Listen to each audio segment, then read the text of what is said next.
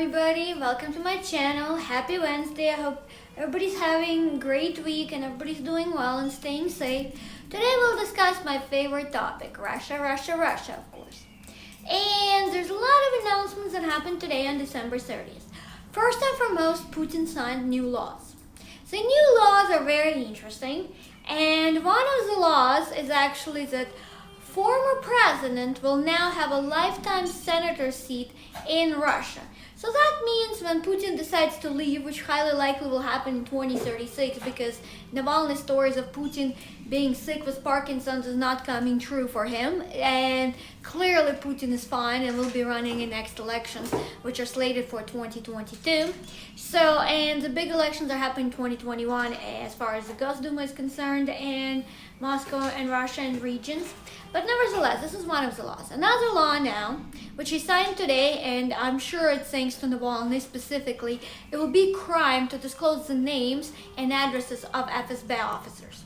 This is a big one because what happened as far as the investigation by Bellingcat, actually it wasn't Navalny because I don't want to give him credit. As I pointed out, Krista is the one who did everything, and he's an amazing investigative journalist.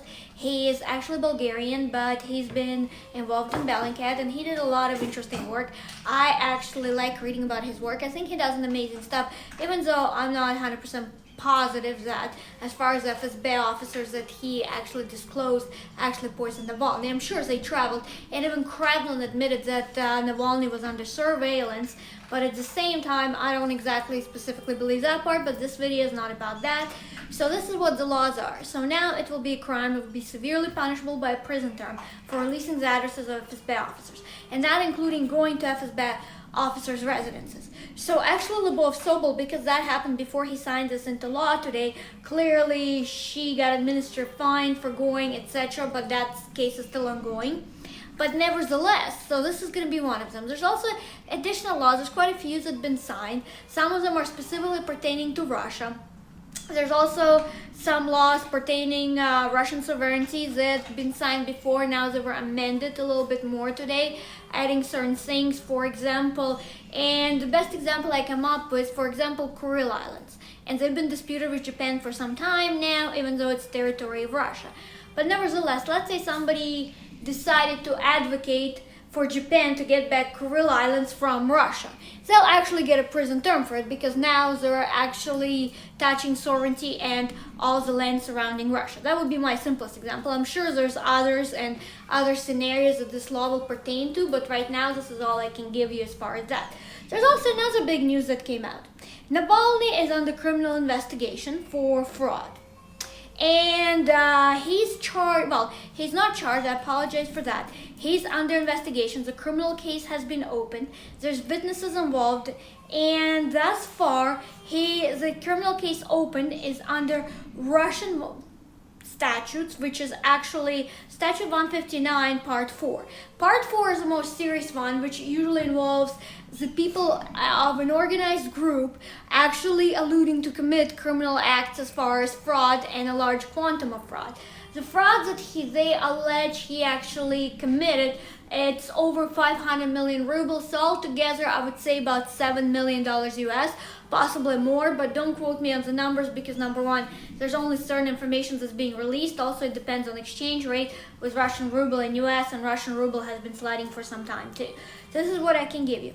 The investigation states that actually Navalny has about 7 funds registered in Russia, pertaining different activities as far as anti-corruption funds and everything like that, and a few others, all with the same activity, but he has multiple of them. And they say that Navalny spent that money on 22 foreign trips that he took as vacations. However, even though I'm not a fan of Navalny, and I think anybody who watches my channel or watched my videos before, I'm not a fan of his. However, I've seen a lot of some of his videos, and I only started watching not that long ago because all of the controversy surrounding Navalny with his poisoning, and obviously I knew of him before. But nevertheless, a lot of trips he took, for example, to certain areas like former Yugoslavia and everything like that, was pertaining actually investigations of for example, a Moscow judge owning a hotel business under his wife's name in one of the areas there. So a lot of his trips had to do investigative purposes on it. So I definitely don't think that that is actually valid. So I will stand up for Navalny on that point. The other point I'm not standing up for, and I said it even myself before. His kids are one of these children which are obviously grown and adults now, because I don't believe in talking about minors or anything like that, actually studying in Stanford. And Navalny spent alone on luxury living and everything like that, $43,000 for less than half a year, and bought her a very expensive brand new car. Him or her, I'm not sure, like I said, because he has 2 children.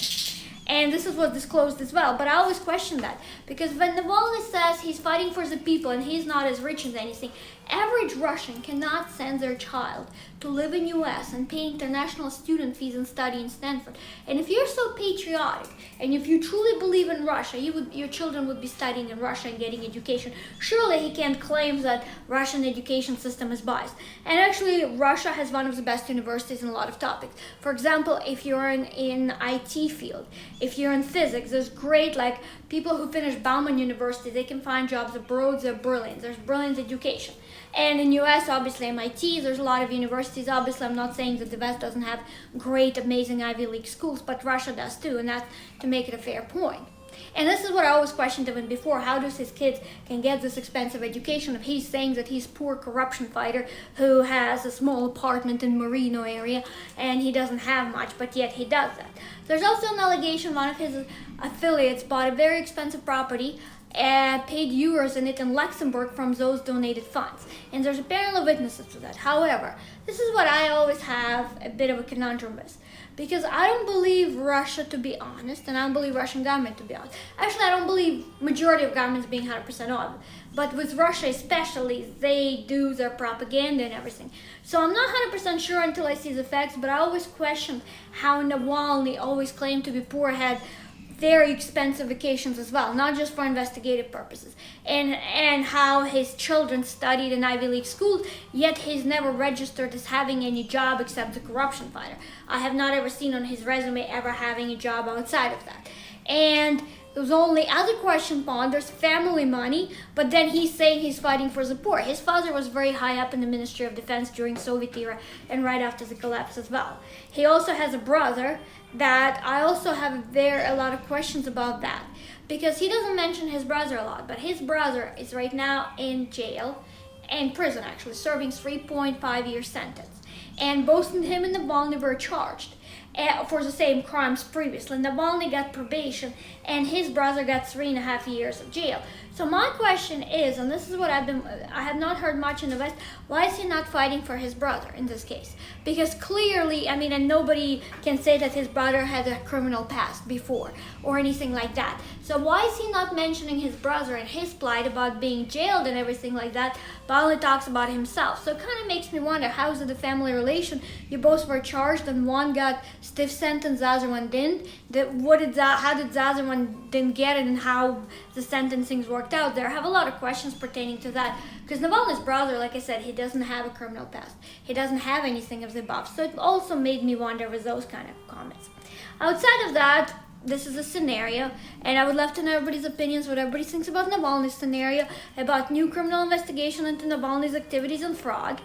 And of course, everybody needs to know now that given this fact, more than likely he'll be summoned to come back to Russia to be questioned pertaining to the incident. I don't think the embassy visit would even be enough. And I don't think even going to German authorities and then giving the statement and providing it to Russian side would actually be enough. And what's the biggest thing about it is that, because before Navalny said he's in Germany because he's undergoing treatment.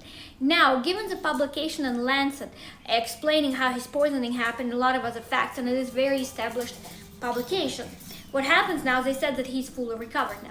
So if Navalny is fully recovered, and now this is pending against him, and he was already on probation, which at the time Putin allowed him to leave the country, because usually you're not allowed to leave the country, but he was emergency airlifted and taken to German hospital based to his poisoning. What will happen now? There's two scenarios. Either he comes back and answers those questions, and if it is found that he did spend that funding on his children's education that was donated, that was not specifically done for those purposes, then he would be charged, or possibly, like I said, there would actually be a criminal case going with that.